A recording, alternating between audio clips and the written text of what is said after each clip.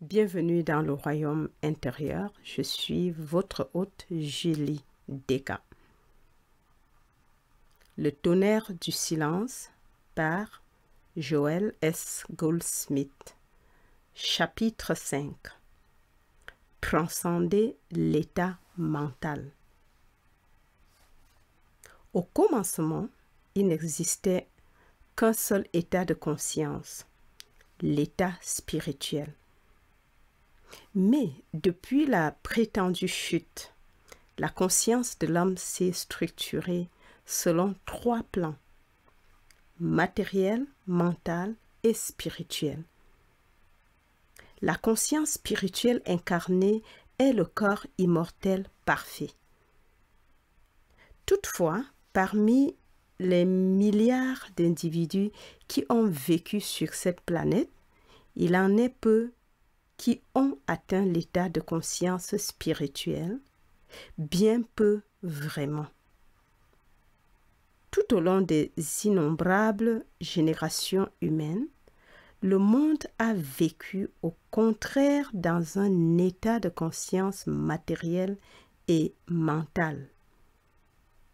En fait, la plupart des gens n'ont même pas dépassé le stade d'approche matérielle et ils n'ont pas connu autre chose que ce monde où l'homme gagne son pain à la sueur de son front en se servant des seuls moyens physiques ou mentaux pour agir. De nos jours même, le monde ne s'est guère élevé au-dessus de la perception et conception physique de l'univers, en dépit du fait qu'au cours du siècle dernier, une part plus vaste du monde mental ait été dévoilée. Dévoilée, il est vrai, essentiellement dans le seul sens de l'aptitude mentale à gouverner le plan physique. À partir de cela s'est développé ce qu'on a appelé la science de la pensée juste ou positive, créée pour manipuler la scène humaine. Supposons par exemple qu'une personne veuille une maison. Il lui suffira de maintenir dans son mental la pensée positive juste et la maison apparaîtra. Ou bien, si elle n'est pas satisfaite de son conjoint actuel, une simple petite pensée positive et voilà, l'ancien compagnon disparaît pour laisser la place à un nouveau. Supposons qu'une autre souffre de quelques malaises physiques, une once encore de pensée juste pour maintenir la vision correcte et alors regardez bien. Le corps malade s'est évanoui et laisse apparaître un corps harmonieux. Encore. Supposons qu'une autre souffre de quelques malaises physiques, une once encore de pensée juste pour maintenir la vision correcte et alors, regardez bien, le corps malade s'est évanoui et laisse apparaître un corps harmonieux. Même lorsque ce genre de thérapie est efficace, ce qui est fréquent, ceux qui l'utilisent restent confrontés à un univers physique, à un corps physique, un conjoint physique et tout le reste à l'avenant et assujettis aux lois du bien et du mal. De sorte que, dès le lendemain, les conditions discordantes et inharmonieuses peuvent très bien faire leur réapparition. Telle partie du corps guérit, une autre en revanche se détraque. Vous avez trouvé les ressources qui vous manquaient, mais voilà qu'un autre problème surgit. Nous allons ainsi de discorde en discorde, du moins nous le croyons, sur le plan physique, mental, moral ou financier, tout en essayant sans cesse d'utiliser le pouvoir de notre mental pour transformer, rectifier ou améliorer la condition ou circonstance du moment. Néanmoins, le monde peut déjà s'estimer heureux d'un tel progrès, car si le domaine mental n'avait été découvert, il eût été quasi impossible de gravir l'échelon supérieur qui mène au royaume spirituel. Avant donc d'aller plus loin, essayons de comprendre la fonction du mental. Notre tâche s'avérera peut-être plus aisée en prenant le corps pour exemple. Tout le monde sait que le corps est un instrument nécessaire à l'activité humaine, mais peu de gens reconnaissent qu'en sa qualité d'instrument divin, il devrait être parfaitement harmonieux. Pourquoi le corps devrait-il se dégrader ou perdre ses facultés? Il n'y a à cela aucune raison, et si les apparences semblent contredire cette assertion, c'est uniquement parce que l'homme n'a pas encore appris à prévenir de telles modifications, ni à entretenir son corps de façon à en faire un instrument efficace, adapté aux exigences de la vie courante. Il pourrait, s'il prenait conscience que le mental aussi est un instrument qui occupe une juste place dans notre vie humaine.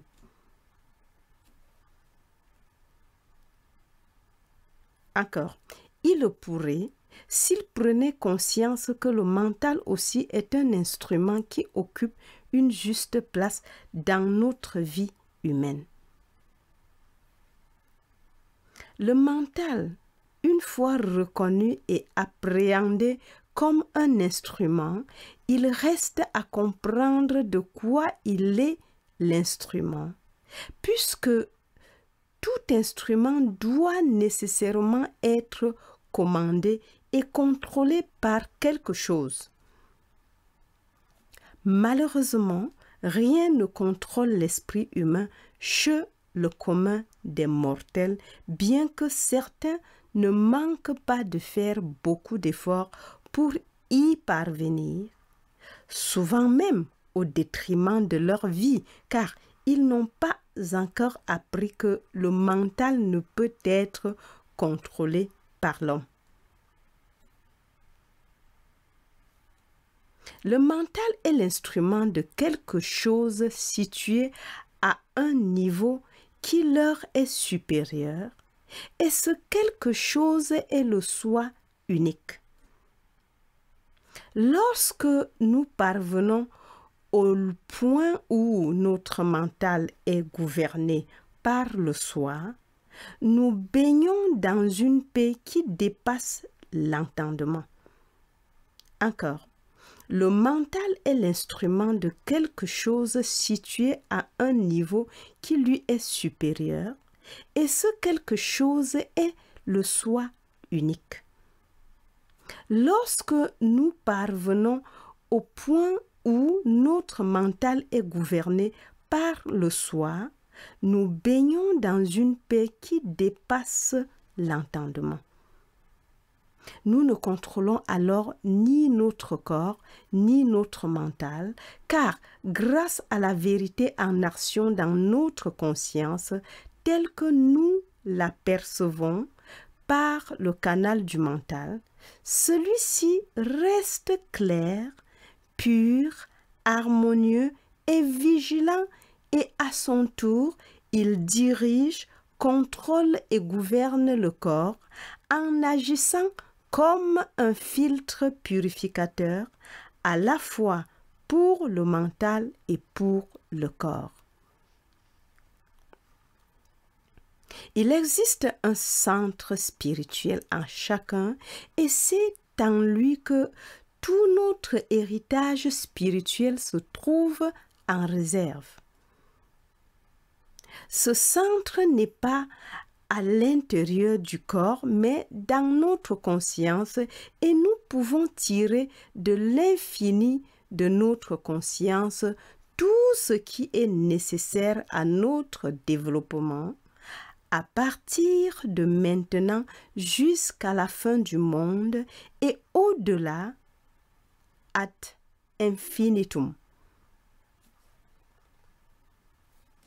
Dieu, l'âme ou la conscience est le principe créateur original et la substance fondamentale de la vie, mais le mental est l'instrument par lequel l'activité de Dieu s'accomplit, car le mental est un instrument de Dieu lorsqu'il est correctement appréhendé et utilisé. Lorsqu'il s'ouvre à l'impulsion divine, il en découle une forme harmonieuse et parfaite. Par Adam, le mental humain ou esprit charnel a accepté de croire au bien et au mal. Dès lors, perdant son rôle de pur instrument de l'âme, il s'est mis à se modeler lui-même selon des formes matérielles du bien et du mal, exactement comme s'il était un moule à pâtisserie, quelle que soit la forme du moule, ce sera toujours celle des gâteaux qui en sortiront. Ainsi, le produit du mental apparaît en tant que forme. Si donc ce mental est habité par le mal, la forme apparente qu'il produit est mauvaise et au contraire, s'il est habité par le bien, la forme engendrée est bonne. Je reprends. Si donc le mental est habité par le mal, la forme apparente qu'il produit est mauvaise et au contraire, s'il est habité par le bien, la forme engendrée est bonne. Le mental reproduit sa propre image en toute similitude.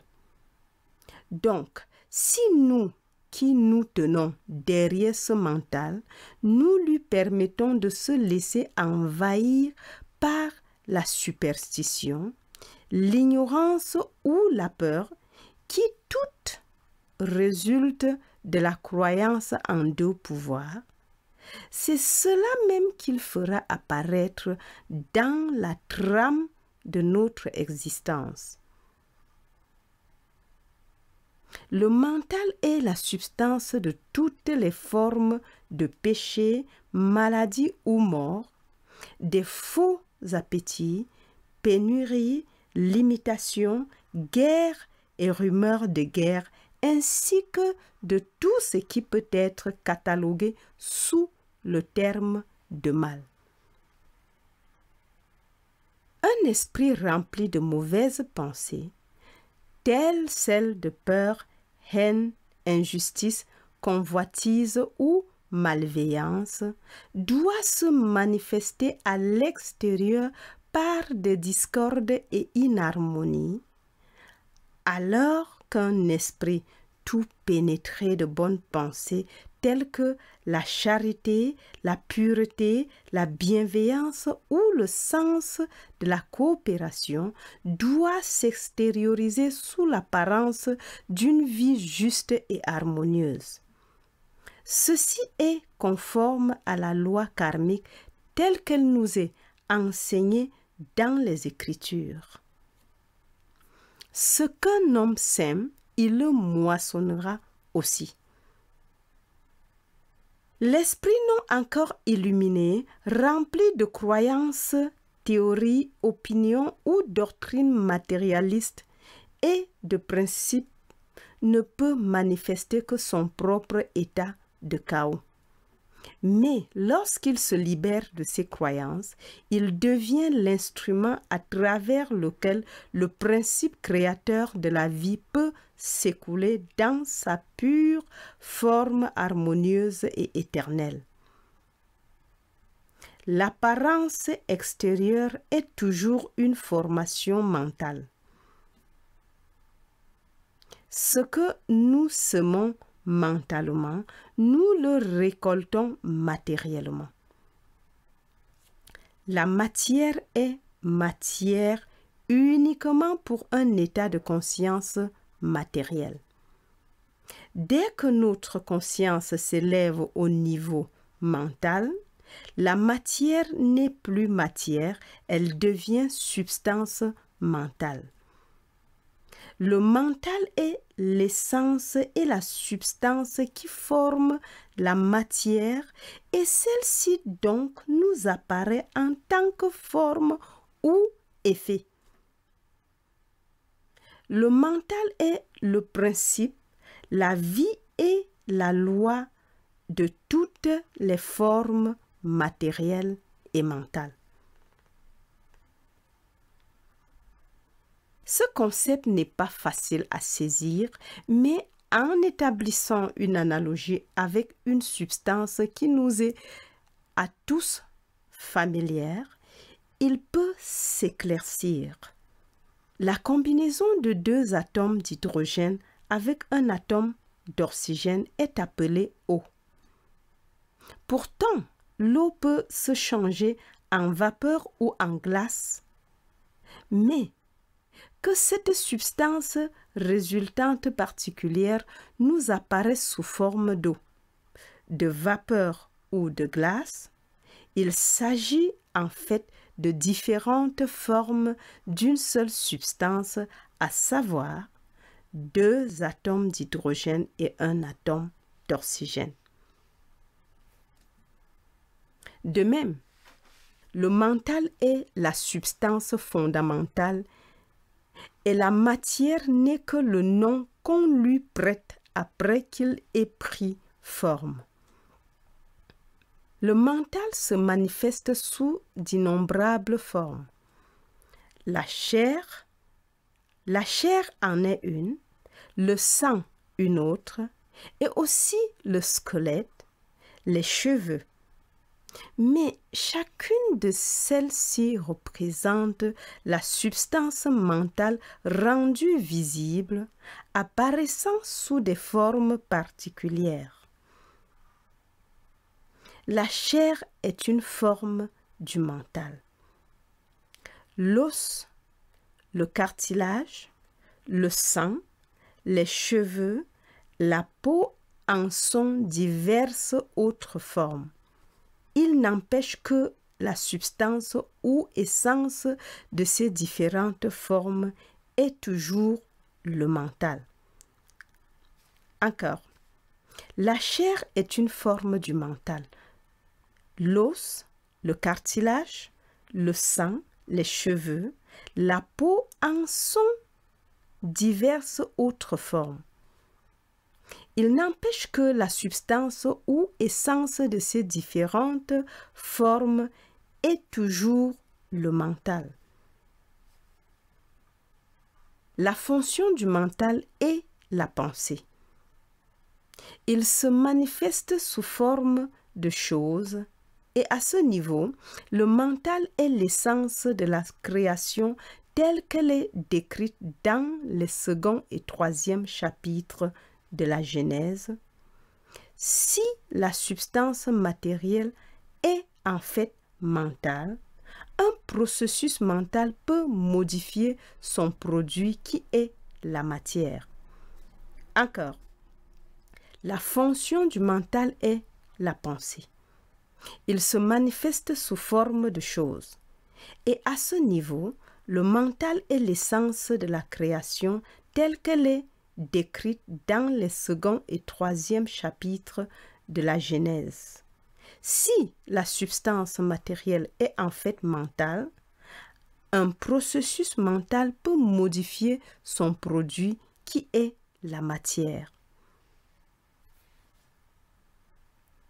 Le mental, le vôtre ou le mien, lorsqu'il est tout pénétré de vérité spirituelle, devient l'instrument par l'intermédiaire duquel Dieu apparaît, dans lequel et par lequel Dieu se manifeste. Et Dieu, en se manifestant, devient le corps de notre monde extérieur. En conséquence, nous ne vivons jamais dans un univers matériel doté d'un environnement matériel, car Dieu lui-même, qui est la vérité dans votre conscience et dans ma conscience, est la substance et l'essence même de notre monde. Lorsque Dieu, ou l'âme, entre en action dans notre mental et prend forme, toute forme engendrée est alors spirituelle et peut être multipliée. Lorsque nous dépassons le niveau du mental et de la pensée, nous accédons au silence et c'est là que le je qui est Dieu devient cette activité et substance rendue visible en tant que matière ou forme. Ainsi, dans chacun des miracles rapportés dans les 4 évangiles, c'était le mental de Jésus-Christ qui se manifestait extérieurement par la santé et l'harmonie ou par la multiplication des pains et des poissons.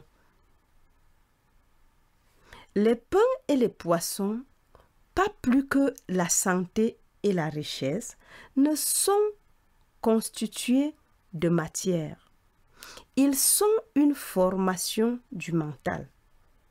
La vérité, dès qu'elle pénètre le mental, devient la substance et l'essence de toute forme, et une telle forme peut ensuite se multiplier, ceci se produisant uniquement parce qu'elle n'est pas matérielle. Wow. Il fut un temps où la Terre ne comptait qu'un seul milliard d'habitants.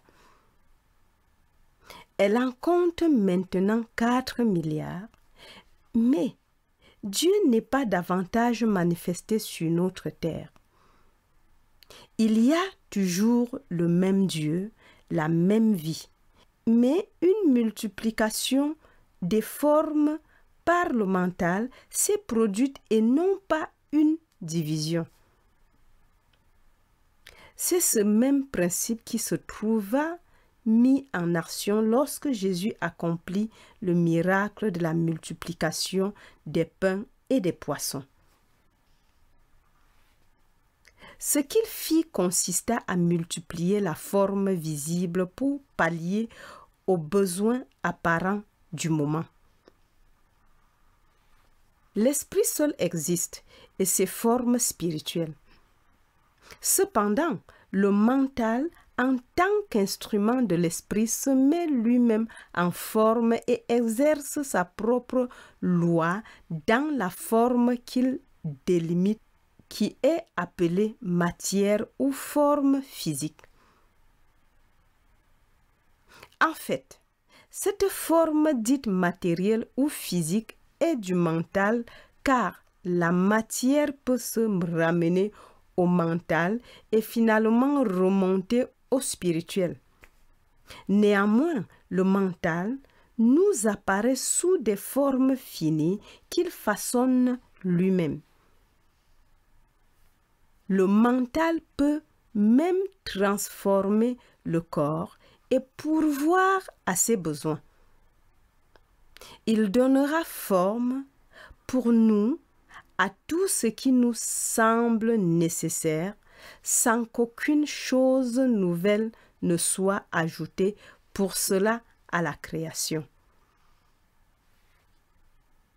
Le mental, lorsqu'il fonctionne à son propre niveau, apparaît en tant que bien ou mal, ou sous ces deux formes à la fois, mais dès qu'il est commandé par l'âme ou Dieu, il apparaît seulement en tant qu'univers harmonieux.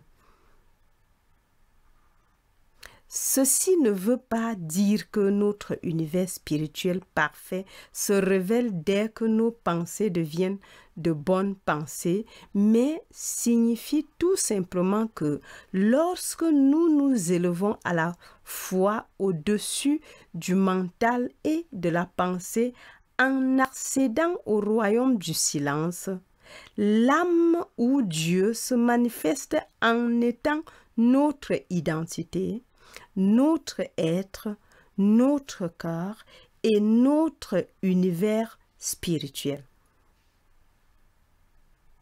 Lorsque vous et moi permettons à notre mental de se laisser envahir par l'ignorance, la superstition et l'égoïsme, notre mental reproduit similairement sa propre image projetée sous la forme des péchés et maladies de ce monde.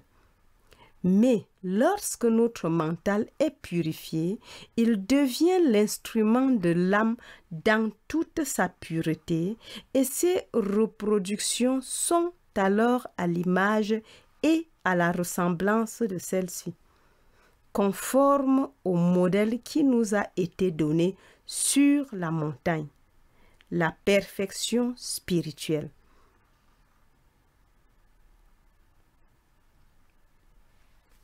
Les créations de Dieu sont incorporelles, spirituelles et infinies, jamais physiques, matérielles ou finies. Dieu est esprit et par conséquent l'univers et le corps de Dieu sont spirituels. Cependant, telles qu'elles se présentent à nos sens humains, les créations divines apparaissent physiquement, matérielles et limitées.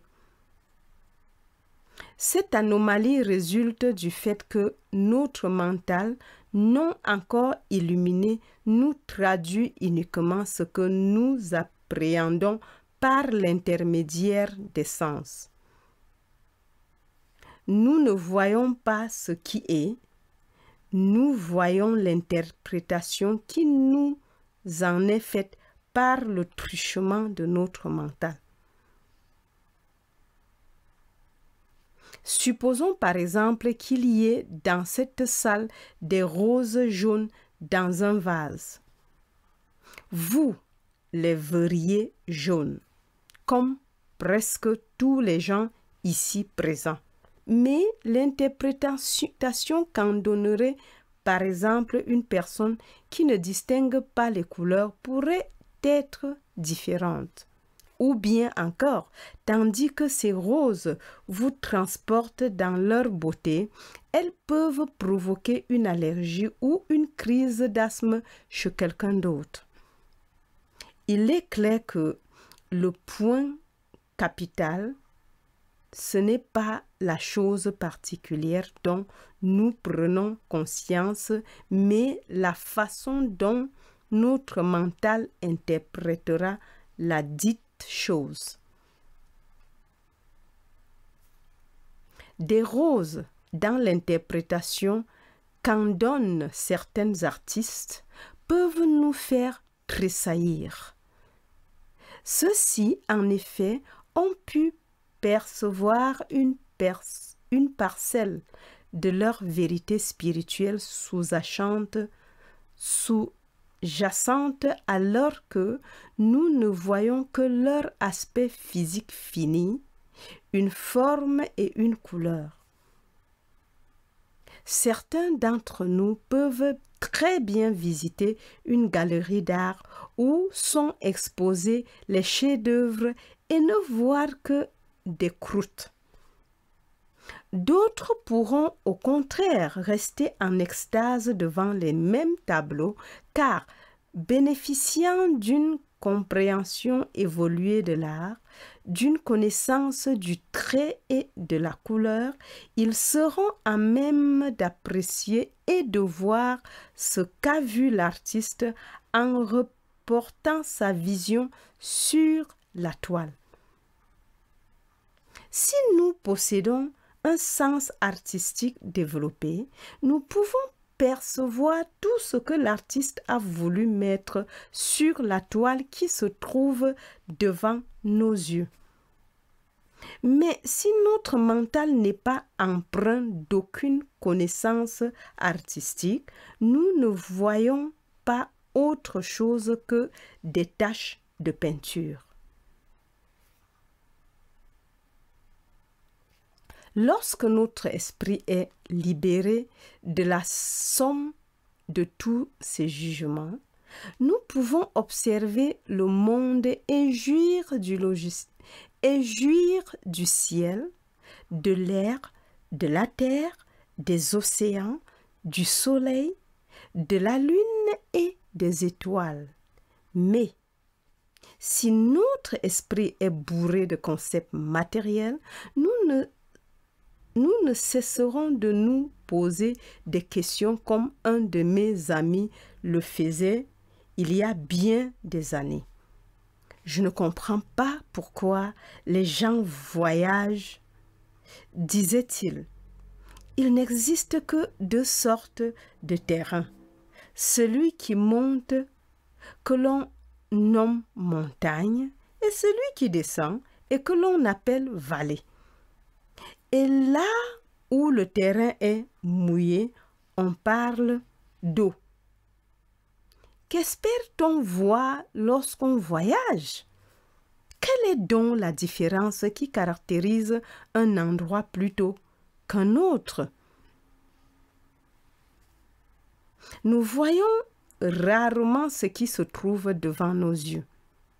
Tout ce que nous observons dans le monde passe par le filtre de notre vision et interprétation du passé et dépend ainsi de l'attitude de nos parents face à l'existence, de nos racines religieuses et raciales, de notre patrimoine national, de notre environnement pendant la prime enfance, de notre éducation et plus tard aussi des expériences que nous accumulons après avoir quitté l'école.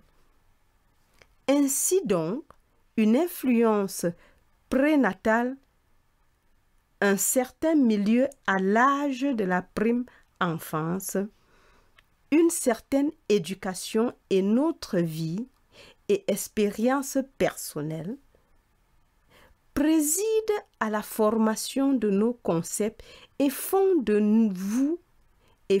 vous et moi ce que nous sommes, des êtres humains. Si donc nous sommes entourés de gens revêches, amers et désagréables, c'est parfois parce que ces quatre facteurs ont conditionné et influencé notre interprétation des choses. Si au contraire notre monde se compose de gens marchands, coopératifs et compréhensifs, cela est dû aussi probablement à notre cadre particulier de référence par rapport aux influences précipitées. À l'endroit précis où nous sommes, le royaume même de Dieu est présent. Tout ce qui est au ciel est sur terre. Mais que la terre soit pour nous un paradis ou un enfer dépend de la nature spirituelle ou matérielle de la vision que nous en avons. C'est l'interprétation que nous faisons d'une expérience qui en détermine la caractéristique paradisiaque ou infernale. Encore, c'est l'interprétation que nous faisons d'une expérience qui en détermine la caractéristique paradisiaque ou infernale. Nous observons les créations de Dieu par le truchement de notre mental et les formes que nous voyons se présentent à nous sous la couleur et l'aspect qui dérivent de notre interprétation mentale. Si quelqu'un vient nous voir en disant « Mon corps est malade » ou « Mon esprit divague » ou « Mon portefeuille est vide », c'est qu'il regarde la création par le seul biais de son sens matériel limité et fini. Mais dans la mesure où nous sommes capables d'ignorer ce que cette personne voit, ressent et vit pour prendre conscience que notre mental n'est jamais plus qu'un interprète, et si en outre nous pouvons retrouver assez de tranquillité pour que l'image réelle s'impose à nous, du fond du silence, nous pourrons alors entendre « Tu es mon enfant bien-aimé en qui je me complais » ou « Le royaume des cieux est ici même » ou encore « Tout ce que j'ai est à toi ». Autrement dit, il nous vient la conviction intime que l'interprétation de la situation telle qu'elle nous est donnée par le sens mortel est incorrecte, et dans le silence, la réalité nous est dévoilée. Quiconque se trouve présentement confronté à un problème est en train de juger selon les apparences. Son mental est en train de lui donner une interprétation de son monde sous le seuil éclairage de son conditionnement prénatal, de son milieu, de son éducation et par la suite de ses propres expériences. Au contraire, quand c'est la pure activité de l'âme qui utilise le canal mental pour interpréter la situation, tout jugement se trouve écarté pendant que nous attendons ainsi en silence. Père, je ne juge pas. J'attends ton jugement. Et lorsque nous parvenons à un tel état d'humilité, la lumière spirituelle inonde la scène. Dans la scène humaine, le mental est créateur. Il peut créer le bien comme il peut créer le mal. Et il est créé. Dans le monde spirituel, toutefois, le mental est dénué de toute faculté créatrice, mais il est un canal pour notre prise de conscience.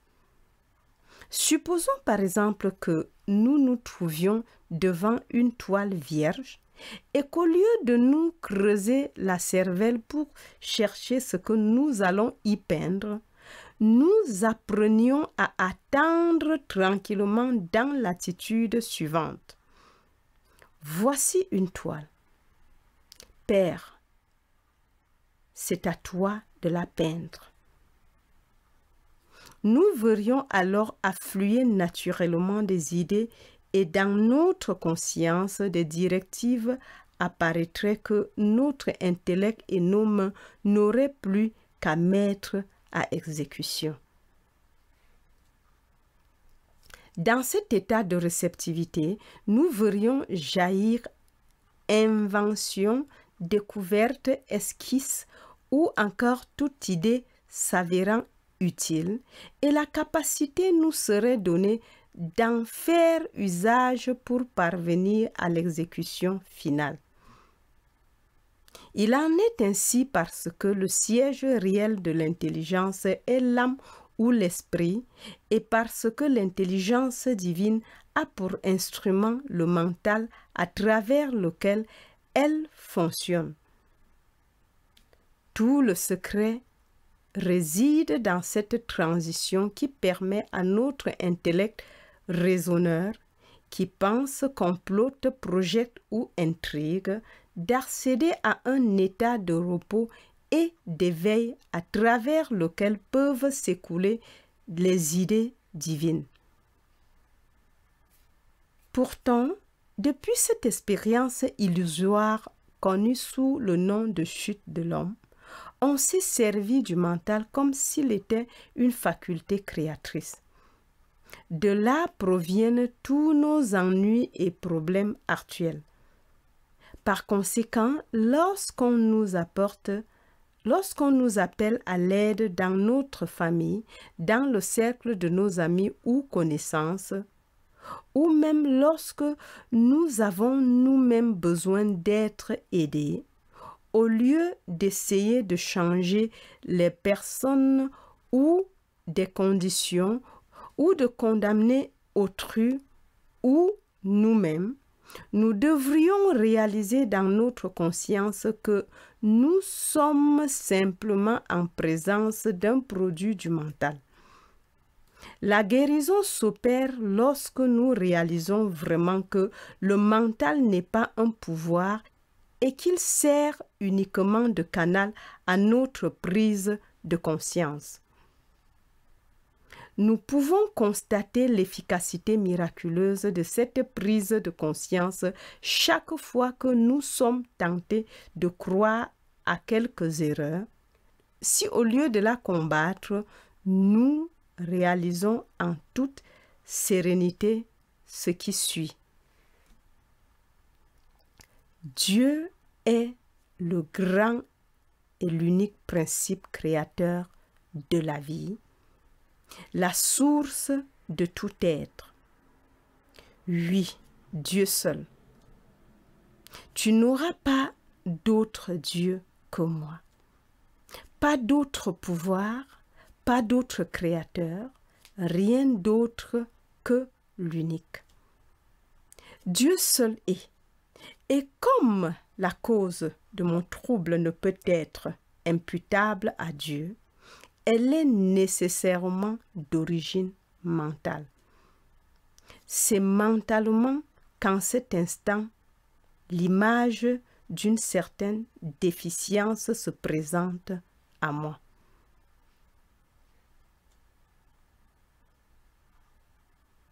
Ceux qui vivent en esprit ont par éclair des aperçus de la création spirituelle ou réelle. Et ils sont capables de discerner en tout être l'homme véritable fait à l'image et à la ressemblance de Dieu, en constatant que rien n'est jamais venu interférer dans le processus de développement et de déploiement harmonieux de l'homme spirituel. Sur un plan humain, toutefois, le mental gouverne notre corps et toute création, et cela pour le meilleur et pour le pire. Un jour, il nous donne la santé et un autre jour la maladie. Un jour, il nous donne la richesse et le lendemain la pénurie, car le mental, par son appartenance à la terre, est terrestre, est donc constitué de deux qualités opposées, le bien et le mal. Par conséquent, il se manifeste et s'exprime lui-même selon ses extrêmes. Tant que nous ne nous élèverons pas au-dessus du plan mental, nous ne pourrons pas nous élever au-dessus de la dualité des opposés. Mais lorsque nous entrons en contact avec le royaume de l'esprit, après avoir transcendé le mental, nous vivons dans un état de conscience différent. Nous n'avons plus besoin de recourir à des affirmations ou infirmations ou à des remèdes, qu'ils soient de nature physique ou mentale. Nous contactons désormais notre centre spirituel pour y trouver la paix et nous découvrons alors que nous avons transcendé le plan d'activité mentale. ayant cessé de réagir à la fois au bien et au mal, tout en menant ce qu'on appelle communément une vie normale. En réalité, toutefois, c'est une vie spirituelle, une vie qui, pour une large part, n'est pas touchée par des interférences issues de l'activité du mental non illuminé. Encore. Mais lorsque nous entrons en contact avec le royaume de l'esprit, après avoir transcendé le mental, nous vivons dans un état de conscience différent.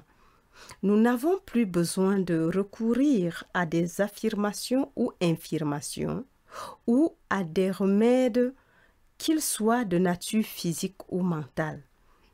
Nous contactons désormais notre centre spirituel pour y trouver la paix et nous découvrons alors que nous avons transcendé le plan d'activité mentale, ayant cessé de réagir à la fois au bien et au mal, tout en menant ce qu'on appelle communément une vie normale.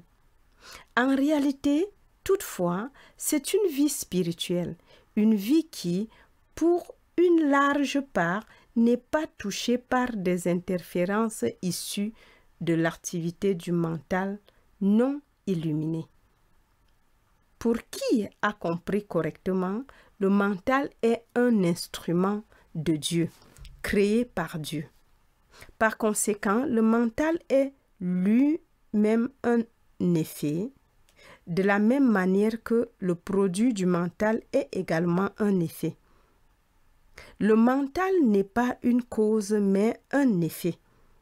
Dieu seul, âme ou esprit, est cause alors que le mental et le corps sont tous deux des effets. Wow.